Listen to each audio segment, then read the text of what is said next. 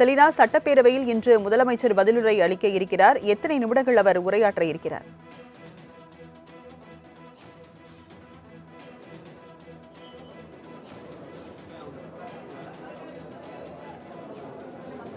பதினேழாவது சட்டப்பேரவை ஆளுநர் உரையோடு கடந்த வியாழக்கிழமை தொடங்கி இருந்தது. இந்த நிலையில் இன்றோடு சட்டப்பேரவை நிகழ்வு என்பது நிறைவு பெற இருக்கிறது. குறிப்பாக ஆளுநர் உரை மீதான விவாதம் கடந்த 2 நாட்களாக நடைபெற்றிருந்த நிலையில் இன்று முதலமைச்சர் விஜய் இதற்கு பதிலளிக்க இருக்கிறார்.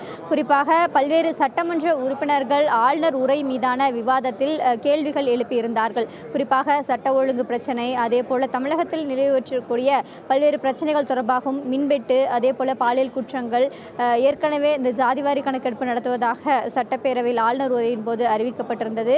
இது தொடர்பாக நன்றி தெரிவிக்கும் வகையில் பல்வேறு விஷயங்கள் என்பது பாமக சார்பில் தெரிவிக்க இருந்தார்கள். இந்த நிலையில் இன்று அனைத்திற்குமான பதிலாக முதலமைச்சர் விஜய் பதிலளிப்பார் என்று எதிர்பார்க்கப்படுகிறது. 4 நாட்கள் நடைபெற்றிருந்த சட்டப்பேரவை கூட்டத்தொடரில் பல்வேறு கேள்விகள் சட்டமன்ற உறுப்பினர்கள் எழுப்பிய போது முதலமைச்சர் விஜய் தற்போது வரையிலும் எந்த கேள்விகளுக்கும் பதிலளிக்கவில்லை. தனது பதிலுரையில்தான் முழுமையான பதிலை அளிப்பார் என்று அமைச்சர்கள் தெரிவித்திருந்தார்கள். முதலமைச்சரை கேள்வி எழுப்பினாலும் கூட முதலமைச்சர் வைத்திருக்கக்கூடிய காவல்துறை உள்ளிட்ட துறைகள் மீதான கேள்விகள் எழுப்பப்பட்ட போதிலும் கூட முதலமைச்சர் பதிலளிக்கவில்லை. அமைச்சர்கள் ஆதவர்ஜுனா, அதே போல ராஜ்மோகன் உள்ளிட்டவர்கள் தான் பதிலளித்திருந்தார்கள்.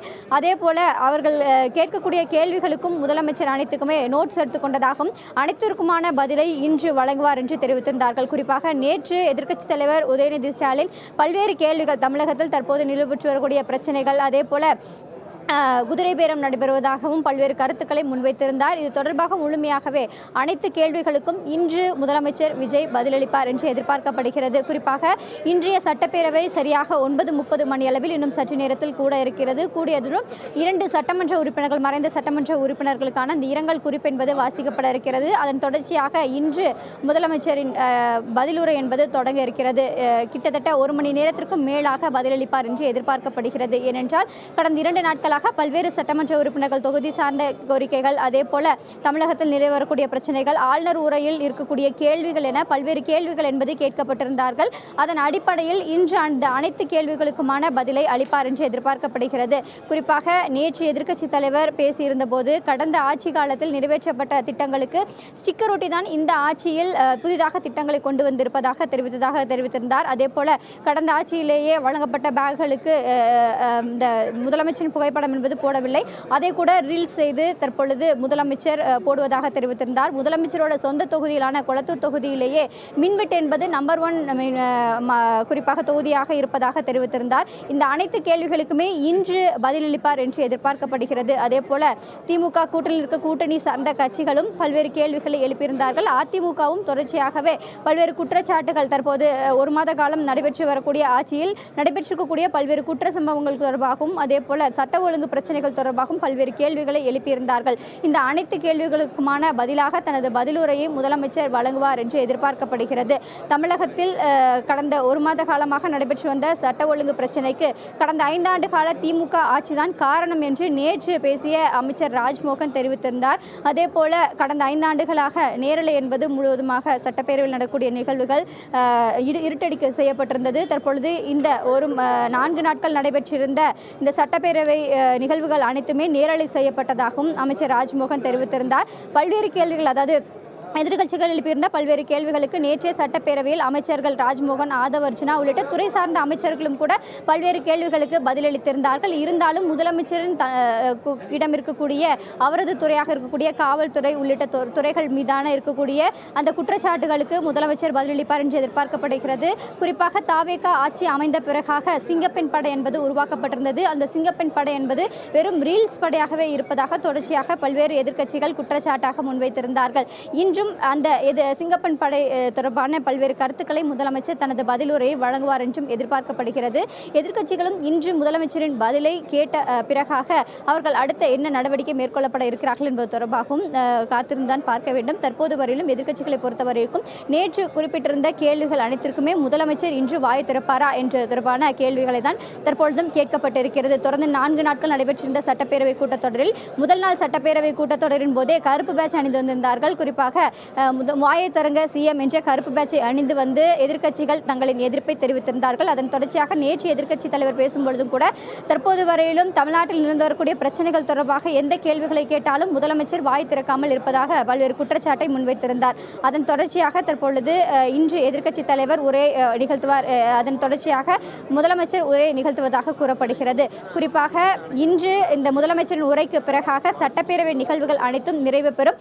இத்துடனான இந்த சட்டப்பேரவை கூட்டத்தொடர் நிறைவு பெறும். அடுத்த தேதி குறிப்பிடாமல் சட்டப்பேரவை தொடரும் என்ற அறிவிப்பை சபாநாயகர் முன்மொழிந்து தீர்மானமாக நிறைவேற்றப்படுவார். தற்போதைய விவரங்களை வழங்கியதற்கு நன்றி செலினா. முதலமைச்சர் விஜய் இன்று சட்டப்பேரவையில் பதிலுரை அளிக்க இருக்கிறார். ஆளுநர் உரைக்கு நன்றி தெரிவிக்கும் தீர்மானத்தின் மீதான விவாதத்திற்கு சட்டப்பேரவையில் முதலமைச்சர் விஜய் பதிலுரை அளிக்கிறார். மேலும் சட்டம் ஒழுங்கு பிரச்சினை தொடர்பாகவும் பதிலளிக்கிறார். தொடர்ந்து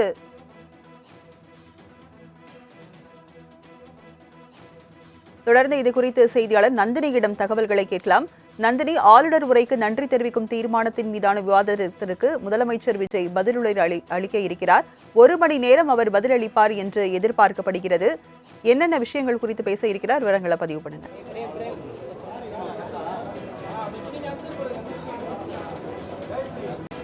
பரபரப்பான அரசியல் சூழலுக்கு மத்தியில் ஆளுநர் உரைக்கு நன்றி தெரிவிக்கும் தீர்மானத்திற்கு தமிழ்நாடு முதலமைச்சர் ஜோசப் விஜய் இன்று பதிலுரை அளிக்கிறார். இன்னும் சற்று நேரத்தில் சட்டப்பேரவை கூட்டத்தொடர் தொடங்கி இருக்கிறது. பேரவை தொடங்கியதும் மறைந்த உறுப்பினர்கள் மறைவிற்கு இரங்கல் குறிப்பு வாசிக்கப்பட இருக்கிறது. அதன் தொடர்ச்சியாக முதலமைச்சர் பதிலுரையை தொடங்க இருக்கிறார். சுமார் 40 நிமிடங்கள் வரை தன்னுடைய பதிலுரையை முதலமைச்சர் வாசிப்பார் என்று எதிர்பார்க்கப்படுகிறது. குறிப்பாக தமிழக வெற்றிக் கழகம் தலைமையிலான அரசு பொறுப்பேற்ற பிறகு ஆளுநர் உரையுடன் கடந்த சட்டப்பேரவை கூட்டத்தொடர் கடந்த 18ஆம் தேதி தொடங்கியது. 4 ஆண்டுகளுக்கு பிறகு ஆளுநர் தன்னுடைய முழு உரையையும் இந்த சட்டப்பேரவை கூட்டத்தொடரில் வாசித்தார். குறிப்பாக தமிழ்தாய் வாழ்த்து முதலாவதாக இசைக்கப்பட்டது, வரவேற்பை பெற்றிருக்கிறது. அதன் தொடர்ச்சியாக தேசிய கீதம் இசைக்கப்பட்டது. தேசிய கீதம் 2 முறை இசைத்ததற்கு எதிர்க்கட்சியினர் பல்வேறு விமர்சனங்களை எழுப்பினார்கள். அதன் தொடர்ச்சியாக ஆளுநர் உரைக்கு நன்றி தெரிவிக்கும் தீர்மானம் மீதான விவாதம் என்பது 2 நாட்கள் நடைபெற்றது. இதில் பல்வேறு அரசியல் கட்சி சார்பான தலைவர்கள், சட்டமன்ற உறுப்பினர்கள் கலந்து கொண்டு பேசினார்கள். குறிப்பாக இந்த விவாதத்தில் பல்வேறு விமர்சனங்களும் முன்வைக்கப்பட்டது. குறிப்பாக சட்டம் ஒழுங்கு பிரச்சனை, பாலியல் வன்கொடுமை, குற்ற சம்பவங்கள் தடுக்க தமிழக வெற்றிக் கழக அரசு போதுமான நடவடிக்கையை மேற்கொள்ளவில்லை, போதைப் பொருள் நடமாட்டம் உள்ளிட்ட பல்வேறு விமர்சனங்கள். அது மட்டுமல்லாமல் மின்தடை பிரச்சனை, பள்ளிக்கூடங்களில் மாணவர்களுக்கு ரீல்ஸ் போடும் உள்ளிட்டவை தொடர்பாக பல்வேறு விமர்சனங்கள் என்பது முன்வைக்கப்பட்டது. இந்த விமர்சனங்களுக்கு எல்லாம் ஆளும் கட்சியை சார்ந்த அமைச்சர்கள் பதிலளித்தார்கள். மேகதாது அணை விவகாரம் தொடர்பாக தனி தீர்மானமும் சட்டப்பேரவையில் கொண்டுவரப்பட்டு ஒருமனதாக தீர்மானம் என்பது நிறைவேற்றப்பட்டது. இந்த நிலையில்தான் தமிழ்நாடு முதலமைச்சரை பொறுத்தவரையில் கடந்த 3 நாட்கள் நடைபெற்ற சட்டப்பேரவை கூட்டத்தொடரில் எந்த ஒரு கேள்விக்கும் பதிலளிக்காமல் இருந்த நிலையில் முதலமைச்சரின் பதிலுரை என்பது மிகுந்த எதிர்பார்ப்பை ஏற்படுத்தியிருக்கிறது. குறிப்பாக தமிழ்நாடு முதலமைச்சர் இன்று பதிலுரையில் என்ன மாதிரியான விஷயங்களை தெரிவிக்கப் போகிறார் என்ற ஒரு எதிர்பார்ப்பு அரசியல் கட்சியினர் மட்டுமல்லாமல் பொதுமக்களிடமும் அதிகரித்திருக்கிறது. சட்டம் ஒழுங்கு பிரச்சனை குறித்து விரிவான விளக்கத்தை தமிழ்நாடு முதலமைச்சர் வழங்குவார் என எதிர்பார்க்கப்படுகிறது. குறிப்பாக கடந்த 40 நாட்களாக தமிழகத்தில் மேற்கொள்ளப்பட்டிருக்கக்கூடிய அந்த நடவடிக்கைகள், குற்ற சம்பவங்களை தடுக்க மேற்கொள்ளப்பட்டிருக்கக்கூடிய நடவடிக்கைகள் தொடர்பான விரிவான விளக்கம் என்பது முதலமைச்சர் தரப்பில் வழங்கப்படும் என எதிர்பார்க்கப்படுகிறது. அது மட்டுமல்லாமல் பாலியல் குற்றங்கள் சம்பவங்கள் தடுப்பதற்கு தமிழ்நாடு அரசின் தரப்பில் மேற்கொள்ளப்பட்டிருக்கக்கூடிய நடவடிக்கைகள் தொடர்பாகவும் விரிவான விளக்கம் என்பது அளிக்கப்பட இருக்கிறது. அண்மையில் சிங்கப்படை சிறப்பு அதிரடி திட்டம் தமிழ்நாடு அரசின் தரப்பில் தொடங்கப்பட்டது. அந்த திட்டம் குறித்தும் நேற்று எதிர்க்கட்சித் தலைவர் தொடர்ச்சியாக பல்வேறு விமர்சனங்களை முன்வைத்திருக்கிறார். இந்த நிலையில்தான் சிங்கப்பெண் அதிரடி சிறப்பு படை திட்டத்திற்கான அந்த எண்கள், அவர்களை தொடர்பு கொள்வதற்கான எண்கள் என்பது நேற்று அறிவிப்பாக வெளியிடப்பட்டிருக்கிறது. எனவே அந்த திட்டம் தொடர்பாகவும் பல்வேறு முக்கிய விஷயங்கள் குறித்து முதலமைச்சரின் பதிலுரையில் அவர் தெரிவிப்பார் எனவும் எதிர்பார்க்கப்படுகிறது. அந்த வகையில்தான் பரபரப்பான அரசியல் சூழலுக்கு மத்தியில் தமிழக சட்டப்பேரவை கூட்டத்தொடர் இன்னும் சற்று நேரத்தில் தொடங்க இருக்கிறது. தமிழ்நாடு முதலமைச்சர் பதிலுரையை வழங்க இருக்கிறார். இந்த பதிலுரையில் பல்வேறு முக்கிய விஷயங்கள் குறித்து, சட்டம் ஒழுங்கு பிரச்சனை உள்ளிட்ட பல்வேறு முக்கிய விஷயங்கள் குறித்து தமிழ்நாடு முதலமைச்சர் தெரிவிப்பதற்கான வாய்ப்புகள் இருக்கிறது.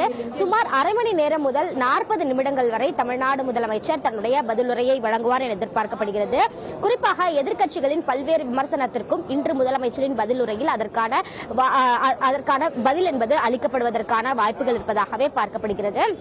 பரபரப்பான அரசியல் சூழலுக்கு மத்தியில் முதலமைச்சர் பதிலுரை அளிக்கக்கூடிய நிலையில் பல்வேறு எதிர்பார்ப்புகள் என்பது எழுந்திருக்கிறது. இந்த பதிலுரைக்கு பிறகாக தமிழ்நாடு சட்டமன்ற பேரவை என்பது தேதி குறிப்பிடப்படாமல் ஒத்திவைக்கப்பட இருக்கிறது. அடுத்த மாதம் பட்ஜெட் தாக்கல் செய்யப்படுவதற்கான வாய்ப்புகள் இருப்பதாக பார்க்கப்படுகிறது. ஏற்கனவே பட்ஜெட் தாக்கல் செய்வதற்கான பணிகள் என்பது துறை வாரியாக மேற்கொள்ளப்பட்டு வரக்கூடிய நிலையில் அடுத்த மாதம் பட்ஜெட் என்பது தாக்கல் செய்யப்பட இருக்கிறது.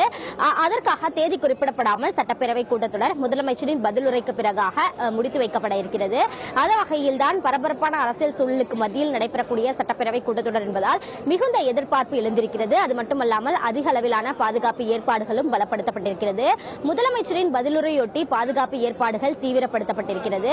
அது மட்டுமல்லாமல் தலைமைச் செயலகத்தை சுற்றிலும் மட்டும் சுமார் 500க்கும் மேற்பட்ட காவல்துறையினர் பாதுகாப்பு பணியில் ஈடுபடுத்தப்பட்டிருக்கிறார்கள். மேலும் தொடர்ச்சியாக ஆங்காங்கே சிசிடிவி கேமராக்களும் பொருத்தப்பட்டு கண்காணிப்புகளும் தீவிரப்படுத்தப்பட்டு வருகிறது. நேற்று முதலமைச்சரின் பிறந்த நாளையொட்டி இன்று முதலமைச்சர் பதிலுரை வழங்க இருக்கக்கூடிய நிலையில் பல்வேறு முக்கிய எதிர்பார்ப்புகள் எழுந்திருக்கிறது. முதலமைச்சர் தன்னுடைய பதிலுரையில் பல்வேறு முக்கிய விஷயங்களை அறிவிப்பார் என்ற ஒரு எதிர்பார்ப்பும் எழுந்திருக்கிறது. அந்த வகையில் தான் தமிழக வெற்றிக் கழகம் தலைமையிலான அரசு பொறுப்பேற்ற பிறகு ஆளுநர் உரையுடன் கடந்த 18ஆம் தேதி சட்டப்பேரவை கூட்டத்தொடர் தொடங்கிய நிலையில் இன்று சட்டப்பேரவையில் தமிழ்நாடு முதலமைச்சர் பதிலுரை வழங்க உள்ளது குறிப்பிடத்தக்கது.